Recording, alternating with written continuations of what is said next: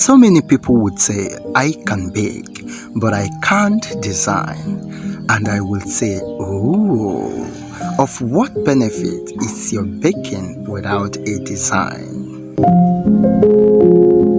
Oh no. Now, let me help you once more with this video, showing you my accurate fondant recipes that can never disappoint, and how to professionally cover it successfully using a standard paneling and marbling method that can never flaw. I tell you, your baking confidence will be boosted outrightly, most especially as a learner. Just keep watching and learn.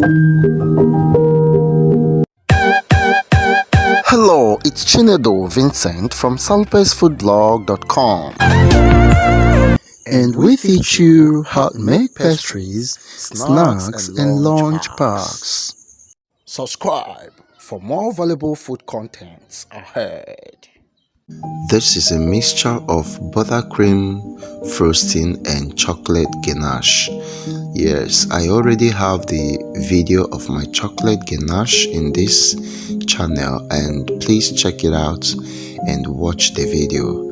As for my buttercream, if you need the recipe, please let me know, comment below, and I will upload the video for you. The next step is crumb coating.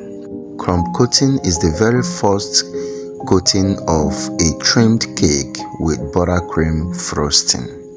I don't know if that makes sense to you, but what I'm saying is that you cover an already trimmed cake with buttercream, just as I'm doing now. This is called crumb coating, and also the video of how I trim this cake is also left there at the description box. Please check it out. Now, to crumb coat effectively, I will scoop some of the frosting, and with the help of my palette knife, I will rub them gently until every part of the cake is successfully covered with the frosting.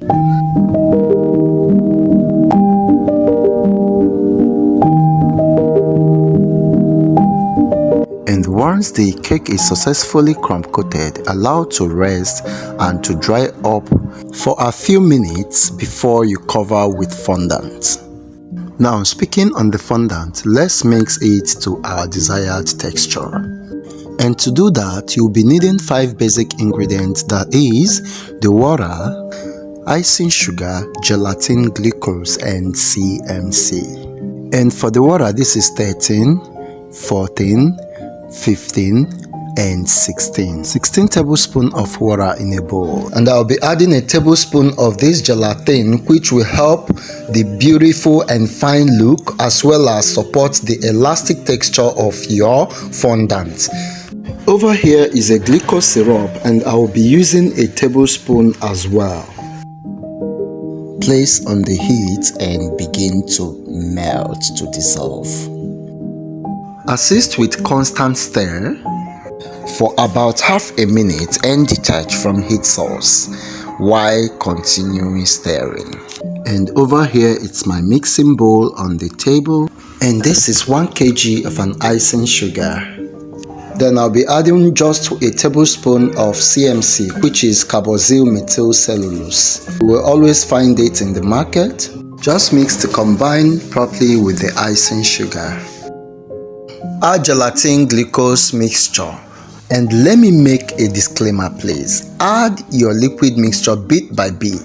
This is because different brands of icing sugar have different composition. Some may accept more or less water. But note that your goal of mixing is to achieve the strong and hardest fondant ever. The harder your fondant, the better your cake structure and design. The more beautiful the look of your cake. That's what I mean. Now that the fondant has come together, I'll transfer into my table and then use my palms and work on it until they become elastic. At this juncture, you must use your strength to ensure you get the best, and be patient with your fondant. Like I said, The harder your fondant, the better your results, the better your cake structure, and the more beautiful the look of your cake, the more beautiful your design. And you can see the elastic texture. Wow, this is amazing. I have mixed the fondant with some colors of camera, and as you can see, I have blue and gold color. I will knead and get them ready for paneling. But please feel free to use whatever color or design you may want to do. So one more step and we are done with this tutorial, which is the paneling of the cake. And to do that, mix and roll your fondant first of all. So I want to marble the two colors, this is blue and gold, to have something different. So you can twist it, just give it a partial twisting and mixing. Each time I twist the fondant, I always have a different look entirely. So that's how it should be, depending on what you want or how you want it. So we roll the fondant and cover the top of the cake first before we cover the entire body. Yeah, man, just check out of this design. I think this is gorgeous. But wait though, have you liked this video? Like this video, Jared, and please subscribe and follow us in case you're watching from Facebook. I'll cover the top of the cake alone and make sure that the fondant cover every part of the top. Place your board and flip the cake. Then cut off the excesses with your cutter. Remove the excess and flip back the cake to its original side and set it aside. Wow, this is amazing. Don't you think so? Oh yeah, let's set it aside.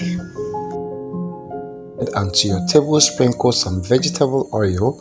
You can use Crisco or corn flour, but preferably Crisco and corn flour is better than using oil, because the fondant can easily absorb the oil and in turn reduces the hardness of the fondant, which will affect your entire cake design at the long run. I will simply trim one of the edge of the fondant just to get a straight line attention, after which I'll peel it off, roll it on with the rolling pin, lift it and then cover around your cake with the fondant.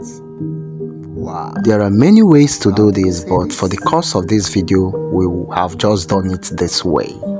You can adjust the cake and trim off the edges and peel off the excesses that is not wanted. Just ensure there is a blend between the lapping edges all around the entire cake.